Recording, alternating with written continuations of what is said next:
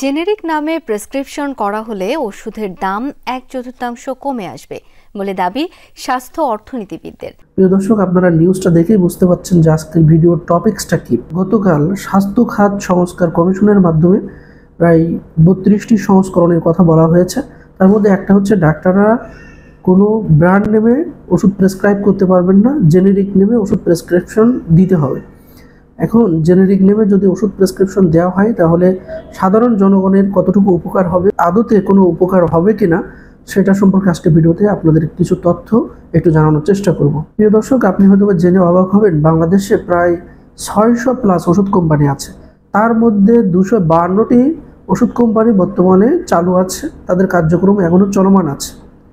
এখন আপনি যখন আমার কাছে আসবেন, আমি যদি আপনাকে একটা গ্যাস্ট্রিকের ওষুধ প্রেসক্রাইব করি, যে লিখে দিই ক্যাপসুল ওমিপ্রাজল 20 মিলিগ্রাম, সেক্ষেত্রে আপনি কি করবেন, প্রেসক্রিপশনটা নিয়ে ফার্মেসিতে গেলেন, ফার্মেসিওয়ালা যে কোনো একটা কোম্পানির ওষুধ আপনাকে দিবে। ফার্মেসিওয়ালা এখানে কি করতে পারে, দেখা যাচ্ছে ওনার যে কোম্পানির ওষুধ বিক্রি করলে ওনার লভ্যাংশ বেশি আসে, উনি কিন্তু সেই কোম্পানির ওষুধটাই আপনাকে দিবেন।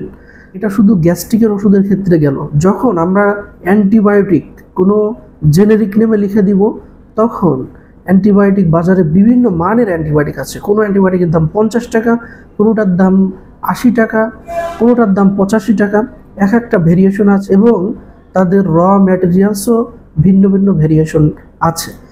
ফার্মেসিওয়ালা যে কোম্পানির ওষুধ বিক্রি করলে সবচাইতে বেশি লাভবান হবেন, তিনি কিন্তু সেই কোম্পানির ওষুধই আপনাকে দিবেন। এ দ্বারা সাধারণ মানুষ আসলে প্রতারিত হবে এবং সাধারণ মানুষ ক্ষতিগ্রস্তের মধ্যে পড়ে যাবে। আশা করি ব্যাপারটা বুঝতে পেরেছেন। ভালো থাকবেন সবাই, সুস্থ থাকবেন। আসসালামু আলাইকুম ওয়া রাহমাতুল্লাহ।